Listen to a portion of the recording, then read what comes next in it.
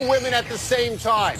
What? Look, I know lots of things go in Brazil. Really? Does this go? I mean, can you do it? Really? Brazil? To have and to hold, for richer, for poorer, for better or worse. Maybe Twice. not you, maybe But just her both of on you. that one. That seems odd to me. Welcome to PTI, boys and girls. In today's episode, the Warriors say they're confident. The Magic is interested in Tom Izzo, and my Caps advance to play my Golden Knights for the Stanley Cup. But we begin today with the Boston Celtics once again separating themselves from the Cleveland Cavaliers by double figures in Boston. This time it was 13 points. Cleveland got nothing at all from J.R. Smith and Tristan Thompson. But the headlines seem to be LeBron James's apparent exhaustion. Well, while LeBron said he was fine, did he look tired to you? Yes, he also admitted he was tired. I mean, he didn't say the words, "I am tired," but the question was asked, and he sort of, said, yeah, he acknowledged it, yeah. And T. Lou said, yes, he looked tired. Yeah. I mean, you don't need to be a physician to figure this out. He was tired. LeBron, though, Tony, I thought said very accurately, everybody's a little tired this time of the year, and that probably is the case.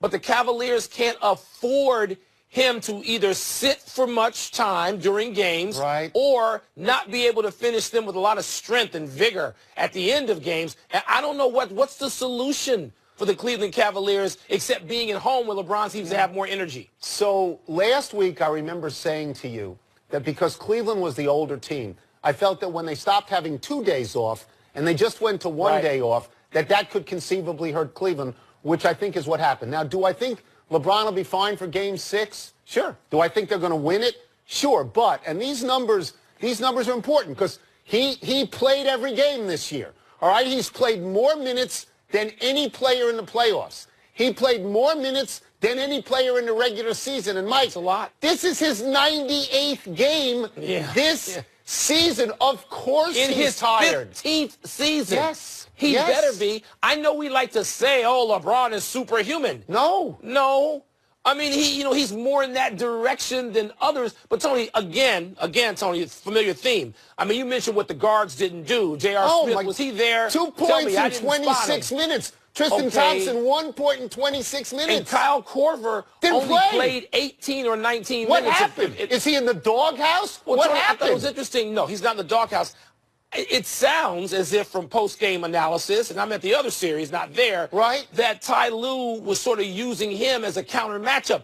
I mean, I think that's fine at certain times, but Kyle Korver's probably been their third best player. He's your best shooter. And their second best shooters most nights, So, Little weird. I mean, again, I think 7? Is it going 7? I think it will, but how do you beat Boston in Boston when 3 times in a row you go down like that? Well, last night was going to be closer, actually, Tony.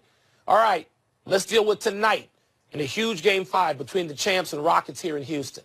A lot of folks like you didn't think this series would be at such a dramatic point. I did not. But it is, and the Rockets are looking to use home court advantage and, yes, momentum to take control.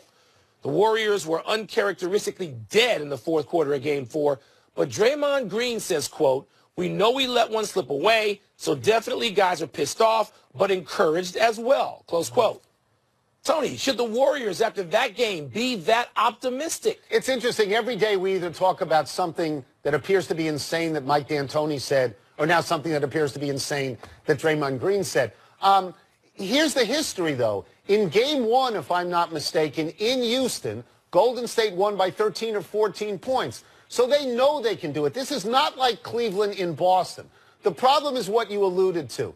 If the Golden State Warriors are now the team that went 3 for 18 in the fourth quarter at home and scored only 12 points in the fourth quarter at home, if they're that team, Mike, they lose. That's right. They lose if they're that team. If they don't have something resembling the best of Klay Thompson, who is, limping around a little bit, and Andre Iguodala, who didn't even play in Game 4, if those guys are lesser, they're going to lose. And I know that you still have, future Hall of Famers on the floor with Durant and Curry and Draymond Green. Oh, they got better players. But Tony, here's the deal. Houston played better defense. They have been tougher physically in 2 of the last 3 games. The thing is, nobody's been able to beat anybody 2 straight games, consecutive games in this series. We're going to alternate again. To your point, I had David Aldridge on the podcast today. And David's covering the series like you're covering it. Right here with it. And David puts a lot of it on Iguodala. David says that Iguodala is brilliant on the court in knowing where to go, in how to run offense, in how to thwart things on defense. And settling them down. He's their settling influence as well. And he says if Iguodala isn't really good, that's real trouble. I think he's leaning like you are that Houston is going to win this series. Well, I don't know about the series yet. I want to see tonight, Tony. I think tonight, there's that number out there, like 83% of teams that win Game 5 win the series. Tonight it's enormous. As predicted right here by me, the Washington Capitals went on the road. They beat the Tampa Bay Lightning to reach the Stanley Cup final. If you were 1 minute and 3 seconds late to the game, you missed the singular moment of Alex Ovechkin putting his team on top. Wilbon, what do you make of the way Ovechkin and the Capitals came back in this series? Tony, for all the games and series over a decade that Alexander Ovechkin came up inadequate. Sometimes he came up pretty large, but he wasn't as large as somebody else, like Sid Crosby. That's right. He was enormous. He was enormous, not just in scoring that goal a little over a minute in, but physically just popping everybody. He had an energy that, really said he understood the moment. He understood this is something I have to do. I told you yesterday that Charles Barkley talked about Game 7. The best player has to maybe have his best game ever. Now, Ovechkin has scored more. He's probably had greater impact scoring in some other games. But in this Game 7 on the road, Tony, this is the best maybe he's been in a playoff game of consequence in his life. It's on the road. It's 1 minute and 2 seconds in, and he's perched on the left side, and the pass comes, and he hits it 500 miles an hour. It's boom. It's that's the way he scores. The other person that needs to be talked about is the goalie, Braden Holtby. He just pitched 2 shutouts. Game 6 and Game 7. 3-0 and 4-0. He pitched 2 shutouts, okay, and that's why they're there. Now, if I'm the NHL, honestly, I want the Capitals to win the Stanley Cup. I do. I don't want an expansion team that got together an hour and a half ago to win the Stanley Cup because I think it cheapens my product. I want Ovechkin to win because he's a big star. I want a team that's been together for a while to win. Me personally, I don't have any feel for this.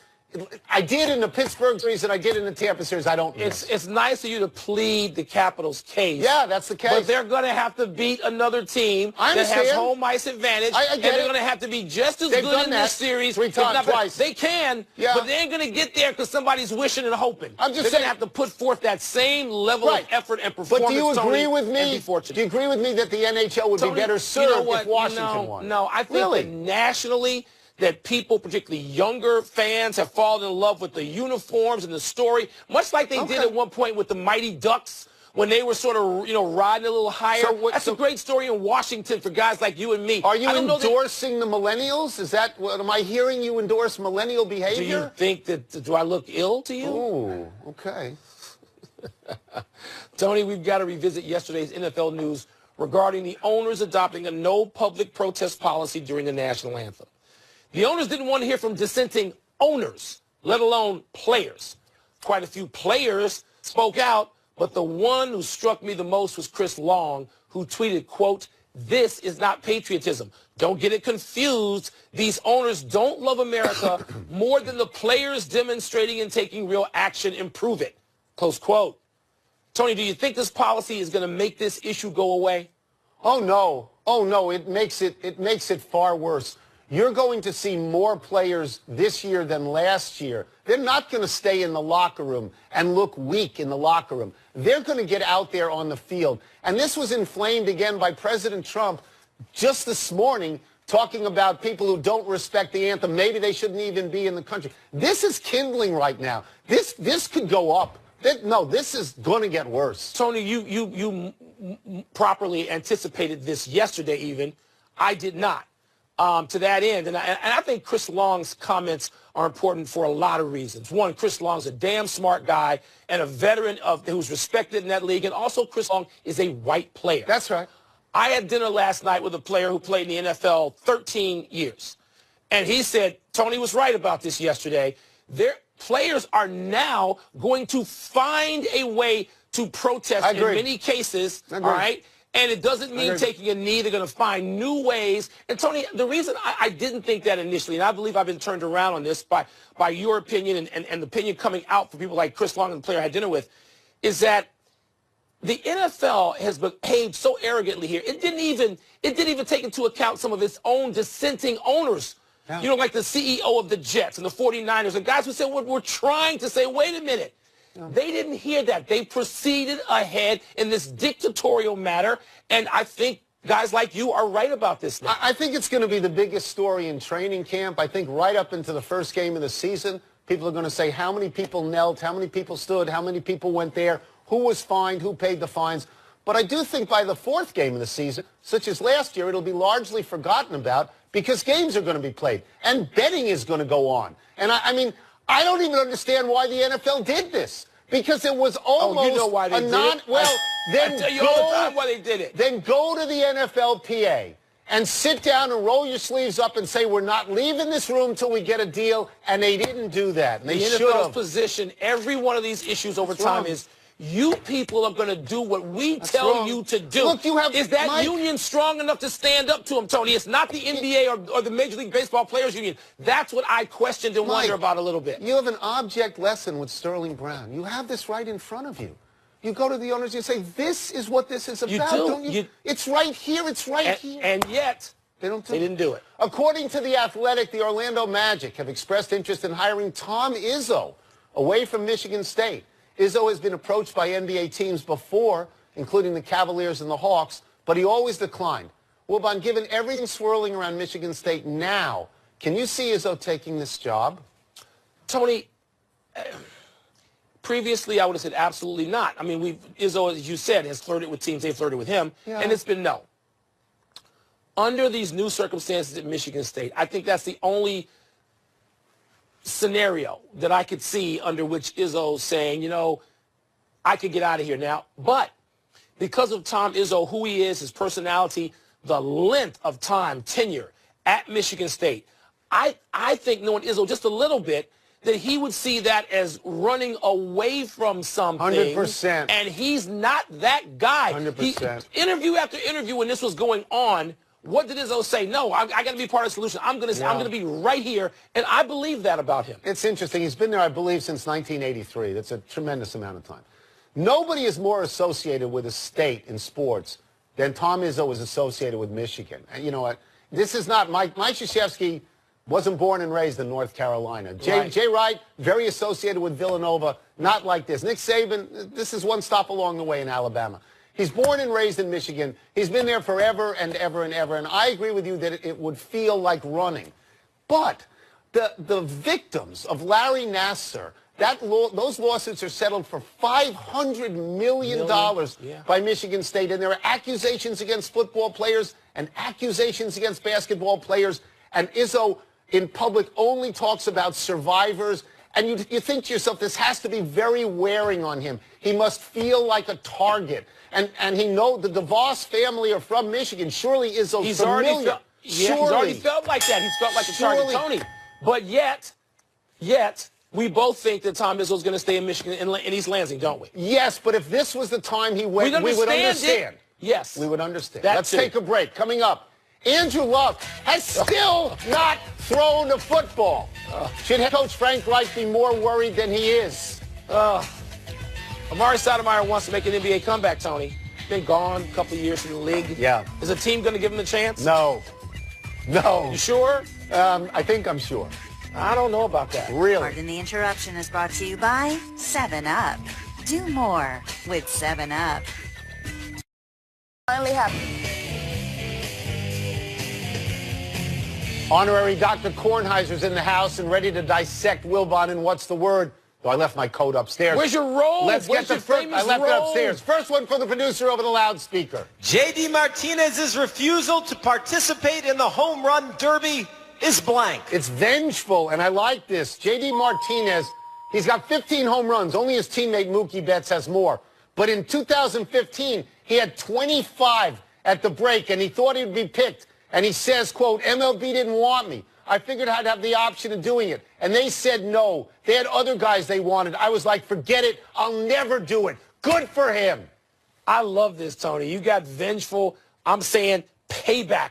That's the word, payback. You know, the angriest song ever to me is James Brown's The Big Payback, where he talks about, you know, Well, I can't even get into what he talks about because it's not politically correct anymore. Right. But the big payback was so angry, and I got a feeling there's got to be some self-satisfaction from J.D. Martinez getting the big payback. Next. It's blank that Colts coach Frank Reich is, quote, not worried at all, unquote, about Andrew Luck. It's self-delusional. Andrew Luck still has not thrown a football. It's more than a year. This would not matter if he were a defensive tackle, but he's your quarterback. Now there's Twitter video of him picking up some kindergarten kid in his right hand. Did he throw him? No, he didn't throw him.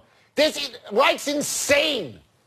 Tony, you know I covered Frank Reich when he was in college at the University of Maryland and in the NFL a little bit. Frank Reich is like the most honest person, right up there with David Robinson and Grant Hill, that I've known covering, sports all these years. But in this case, he is acting like every other football coach. This is not true. That's not true. I'm never called delusional because Frank Reich is not delusional. He has to say this publicly or he feels he needs to.